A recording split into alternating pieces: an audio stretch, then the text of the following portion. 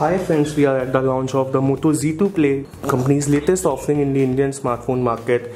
And if you remember, the Z2 Play comes as a successor to the Moto Z Play, which was launched last year and offered a semi-modular functionality along with insane battery life. While we haven't seen the Moto Z2 yet, which would be a flagship version of the device, let's take a quick look at the box contents as well as what the device offers in this first look.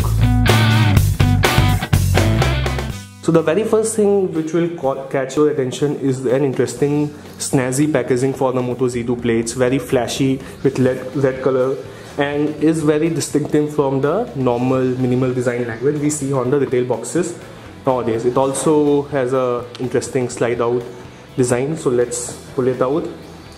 And of course the very first thing which we get is the smartphone itself. We will definitely talk about its refreshed design language in a bit, so let's keep it aside till then and see what else do you get inside the box. When you pull out the tray inside, it gives you access to a bunch of documentation, the manual, warranty guide, along with a SIM ejection tool here.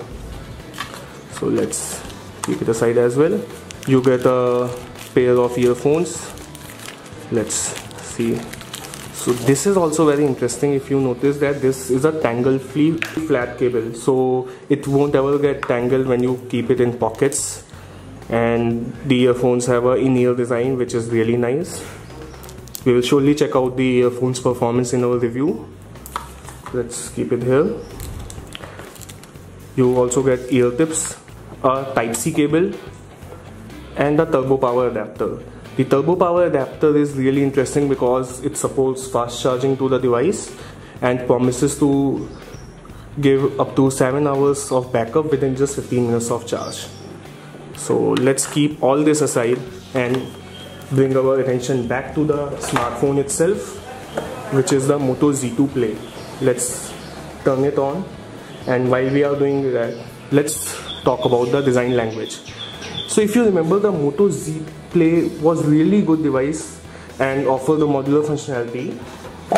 Biggest issue with the device was its bulk. It was really heavy and it was also very thick, but that's the Hello Moto ringtone which has made Motorola iconic.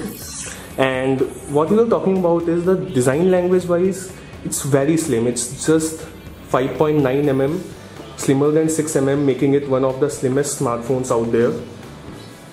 And it's also very light. It's just 145 grams, which is lighter than its predecessor.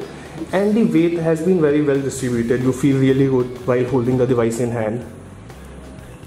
And while our review unit is in gold color, this is gold. It's also available in lunar grey color, which would be quite classy as well. In terms of button and port placement, you won't find anything unusual. So let's just show you around. This is a Type-C port, which is interesting as we are seeing it on more and more smartphones these days. And while the Moto Z last year skipped on a 3.5 mm jack, this one doesn't, even though it's similarly slim. And at the back, of course, you get pins for connecting the Moto mods. We will definitely talk about the Moto mods in a while. And this is a camera unit which has a noticeable bulge, and we have a mixed feelings about it because when you keep it on a table, not only the lens have a chance of getting scratched, it also will wobble on a table like this, which is why we are having mixed thoughts about it. But the interesting thing is that the company is claiming that you will get a style shell with the device bundle, so that would be a nice inclusion, and not only will make the device, not only will provide the protection to the device, but will also make the camera bulge flat with the cover. Talking about the interface, you get stock Android. As you can see, you can swipe up to get all the apps. There is hardly any bloatware. Since this is a demo unit, you might see some apps, but in the commercial version there won't be any preloaded bloatware. And you also get the latest iteration of Android, which is version 7.1.1 Nougat, which is also very interesting. And of course, company promises to give you regular Android updates. And of course you get some Moto enhancements which Moto calls as Moto experiences, and they have got some really interesting updates. So of course you get a fingerprint scanner at the bottom which doubles up as a navigation button, so you can use it to go back, or you can use it to jump to the home screen with just one button, or lock the device as well. So as you can see, you get more real estate because there are no Android navigation buttons at the bottom. But of course you can change it if you don't like that. You get all the chop flash or double twist to open the camera. And in the Moto display, the company has added the night display feature, which is really interesting and useful, as it turns the display warmer and ensures that your eye don't get strained in the night while reading the device. In the Moto voice section as well, not only the phone will recognize all your voice prompts, it will also open apps with show me hot work. So whenever you say show me and say a app name like Google Chrome or Gmail, the phone will open that automatically, which is really useful, and I think we will definitely test that out to tell you more about that feature. Talking about the hardware, you get a nice 5.5-inch display which is really crisp. Colors are really good. We are having it outdoors and we aren't seeing any issues of reading it, although it's not bright sunlight, so we might have to test that out.